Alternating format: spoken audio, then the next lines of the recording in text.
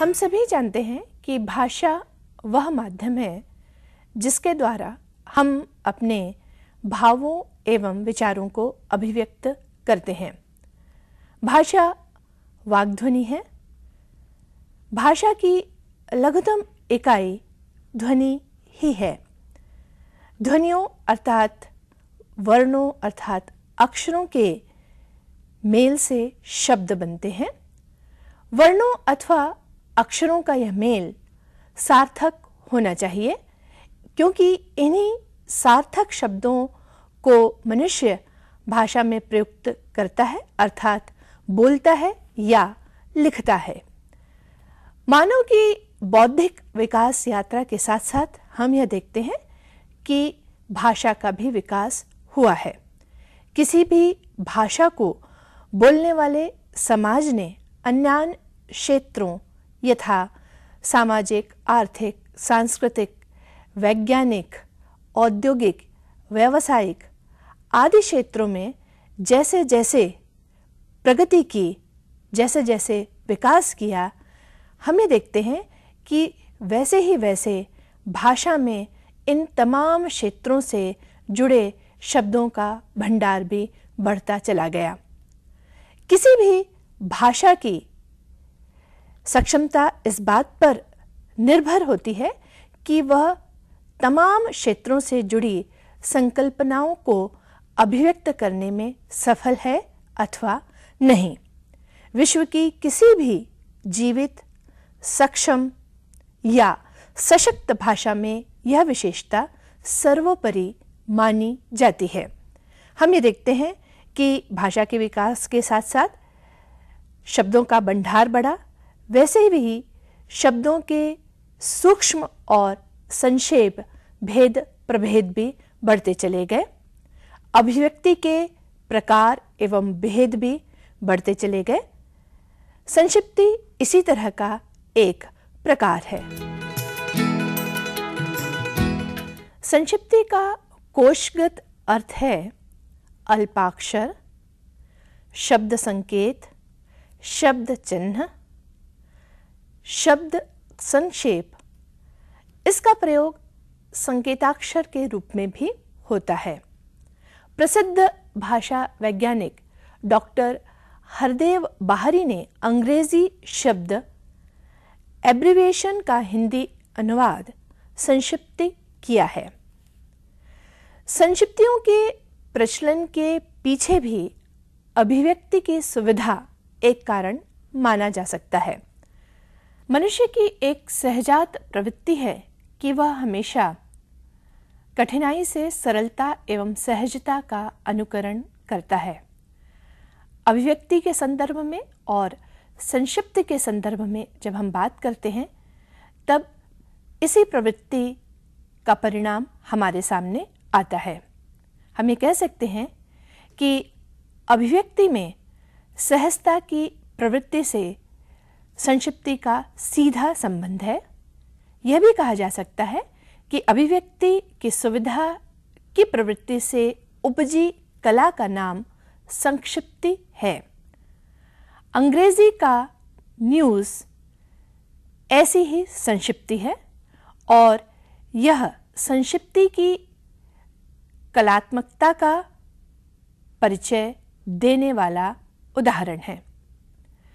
इसकी संक्षिप्ति की वर्तमान में एक स्वतंत्र अर्थवत्ता है, जिसमें नॉर्थ, ईस्ट, वेस्ट एवं साउथ अपने संपूर्ण अर्थों में समाहित है। संक्षिप्ति की यदि परिभाषा दी जाए तो हम ये कह सकते हैं कि शब्दों के वे संकेत या चिन्ह जो कालांतर में अपने आप में शब्दों की तरह प्रयुक्त होते हैं, संक्षिप्ति कहलाते हैं। ये इतने सर्वमान्य, आकर्षक और प्रचलित होते हैं कि कई बार इनके मूल शब्द भुला दिए जाते हैं।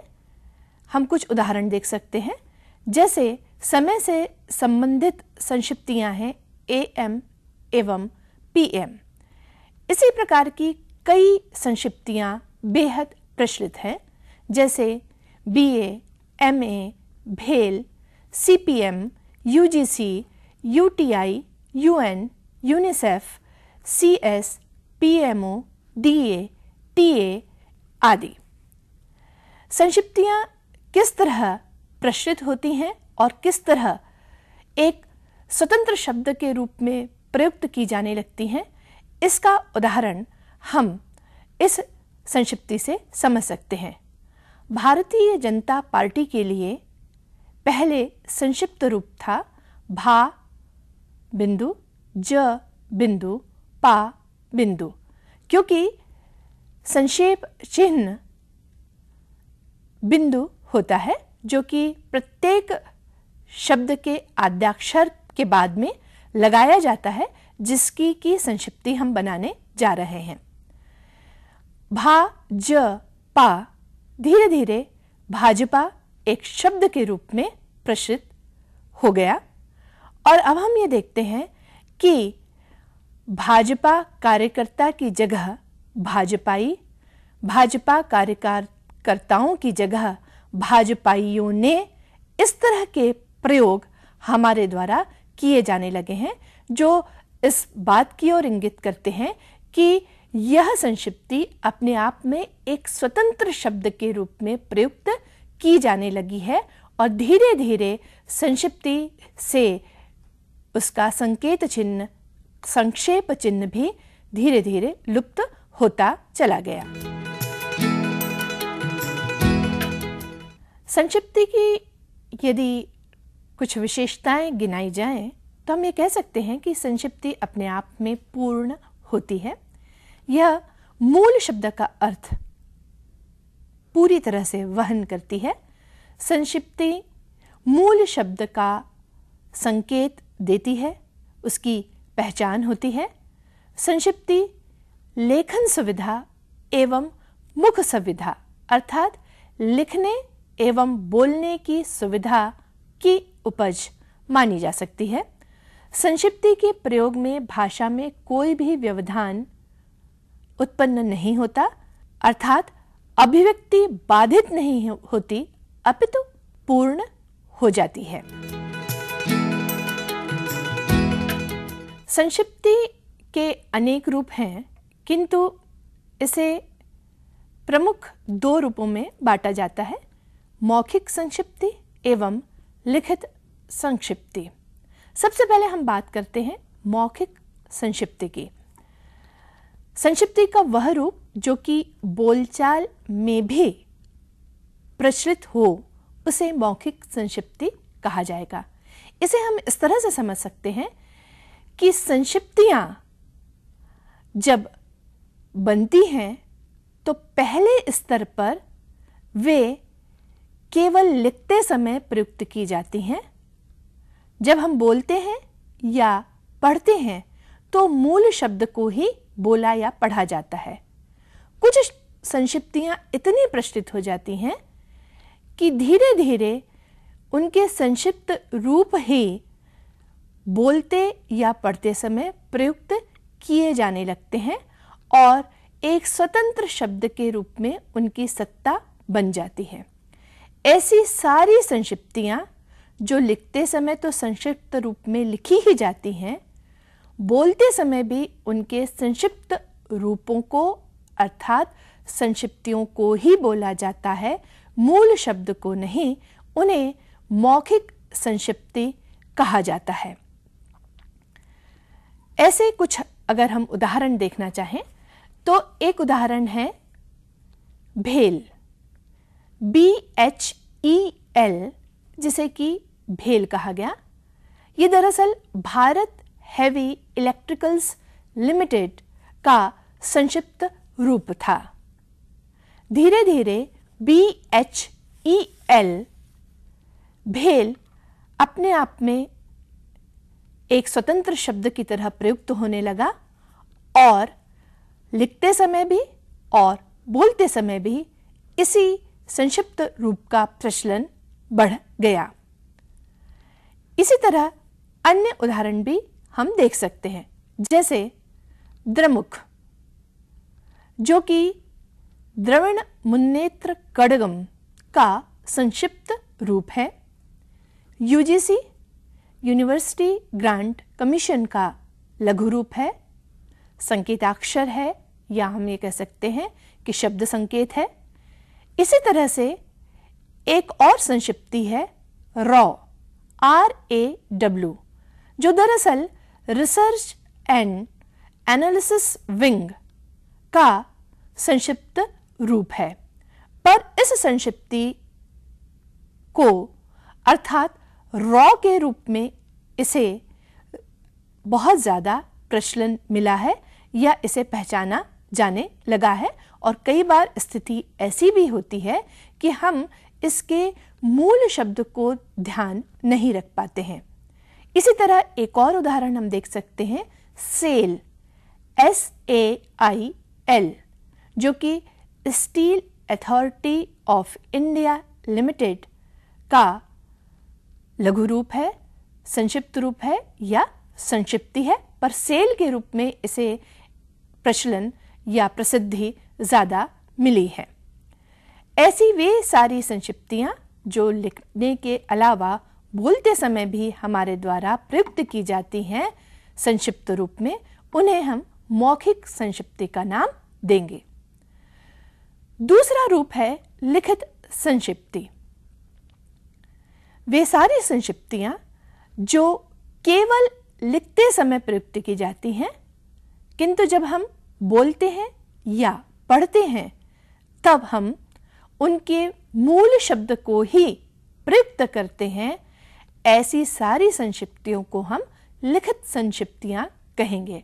अर्थात जिन संक्षिप्तियों का प्रयोग केवल लिखते समय किया जाए, पढ़ते समय या बोलते समय न किया जाए, उन्हें हम लिखित संक्षिप्ति कहेंगे। उदाहरण के द्वारा हम इसे समझ सकते हैं। जैसे महाविद्यालय को यदि संक्षिप्त रूप में लिखना है तो हम उस महा लिखकर एक बिंदु लगा देते हैं केवल लिखते समय।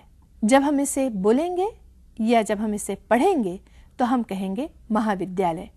ठीक इसी तरह डॉक्टर की संक्षिप्ति है डॉ और उसके आगे संक्षेप चिन्ह, किंतु जब भी कभी हम इसे बोलते हैं या पढ़ते हैं तो डॉक्टर मूल शब्द को पूरा पढ़ते हैं। इसी तरह कृपउ अर्थात कृपया पन्ना उलटिए, यह भी एक स्वतंत्र शब्द के रूप में नहीं अपितु मूल शब्द के रूप में ही पढ़ी जाती है या बोली जाती है। हस्ताक्षर के लिए हस्ता के आगे एक बिंदु लगा देना भी यही द्योतित करता है कि यह संक्षिप्ति केवल लिखते समय प्रयुक्त की जाती है। मर्यादित में हम देखते हैं कि मर्या लिखकर एक संक्षेप चिन्ह लगा दिया जाता है और जिसका कि प्रयोग केवल लिखते समय किया जाता है, बोलते या पढ़ते समय नहीं किया जाता है। यह बात स्पष्ट है कि वे सारी संक्षिप्तियां जिनका कि उपयोग या जिन्हें कि हम केवल लिखते समय प्रयुक्त करते हैं, उन्हें हम लिखित संक्षिप्ति कहेंगे। लिखित संक्षिप्तियां बोलते या पढ़ते समय अपने मूल शब्द के आधार पर पढ़ी या बोली जाती हैं। संक्षिप्ति के निर्माण की प्रक्रिया क्या होनी चाहिए? सबसे पहली बात कि जिस शब्द की संक्षिप्ति तैयार की जा रही है उस शब्द के अर्थ का और उसके संदर्भ का पूरा ज्ञान होना आवश्यक है, अन्यथा संक्षिप्ति सही नहीं बनेगी। संक्षिप्ति में शब्द के प्रथम या आद्याक्षर ही सम्मिलित किए जाते हैं। एक और महत्वपूर्ण बात कि जो संक्षिप्तियां प्रचलित हो जाती हैं उनमें लगने वाले संक्षेप चिन्ह स्वतः ही समाप्त हो जाते हैं। संक्षिप्ति में फूहड़ता, मजाक, अशिष्टता या अतिरिक्त संदर्भ न तो जुड़ना चाहिए और न ही ध्वनित होना चाहिए। संक्षिप्ति बोधगम्य होनी चाहिए, सहज होनी चाहिए, सरल होनी चाहिए, क्योंकि हमने प्रारंभ में ही बात की है कि दरअसल संक्षिप्ति निर्माण का या प्रचलन का कारण ही हमारी जो एक प्रवृत्ति है जो हमें सरलता की ओर, सहजता की ओर ले जाती है, उसका परिणाम माना जाता है।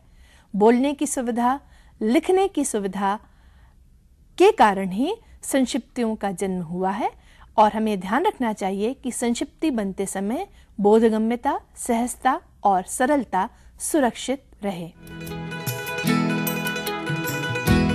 संक्षिप्तियों के कुछ उदाहरण देखकर हम समझ सकते हैं कि संक्षिप्तियां किस तरह से कार्य करती हैं। कई बार संक्षिप्तियों के मूल शब्द को हम शब्द के अर्थ और उसके संदर्भ से भी समझने का प्रयास करते हैं या हमें कई बार प्रयास करना पड़ता है। जैसे PTI, press trust of India का संक्षिप्त रूप है। दूसरी ओर पीटीआई का मतलब फिजिकल ट्रेनिंग इंस्ट्रक्टर से भी समझा जाता है। इन दोनों संक्षिप्तियों के प्रयोग के संदर्भ क्या हैं, उसके आधार पर हम इसके मूल शब्द को ग्रहण करेंगे। कुछ और संक्षिप्तियां जो कि प्रचलित हैं, हमारे द्वारा प्रयुक्त की जाती हैं, उनके उदाहरण हम देखेंगे। जैसे मा, शी, मम, माध्यमिक शिक्षा मंडल, यह लिखित संक्षिप्ति का उदाहरण है। म, ल, बा, महारानी लक्ष्मी बाई, यह भी लिखित संक्षिप्ति का उदाहरण है। जनवरी के लिए जन लिखना उसका संक्षिप्त रूप है, संक्षिप्ति है।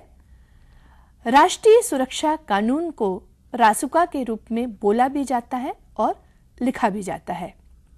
जेपी, जयप्रकाश नारायण, इनके लिए प्रचलित संक्षिप्ति है। CIA, central intelligence agency. इसी तरह KRIPU, केंद्रीय रिजर्व पुलिस, यह भी लिखित संक्षिप्ति का उदाहरण है।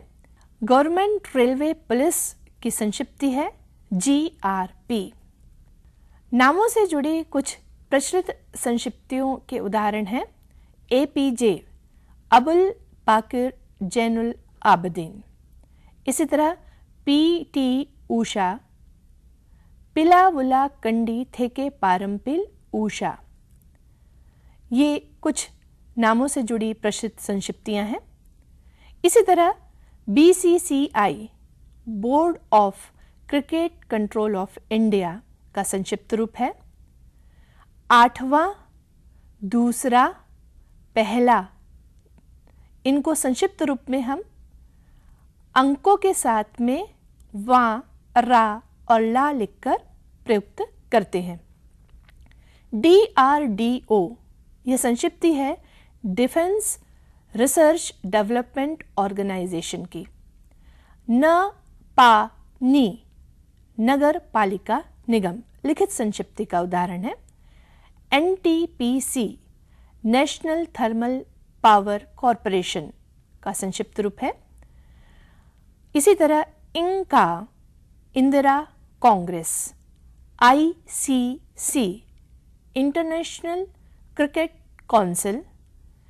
CBI, central bureau of investigation. LIC, life insurance corporation. SBI, state bank of India. LIC और SBI, ये दोनों धीरे धीरे मौखिक संक्षिप्ति के रूप में प्रचलित होती जा रही हैं। इस तरह हम देखते हैं कि सरलता को अपनाने के कारण, सहजता को अपनाने के कारण भाषा में शब्दों के साथ कई तरह के प्रयोग समय के साथ किए गए। संक्षिप्ति हमारी अभिव्यक्ति का ऐसा ही रूप है जो हमारी सहजता की प्रवृत्ति से सीधा संबंध रखती है।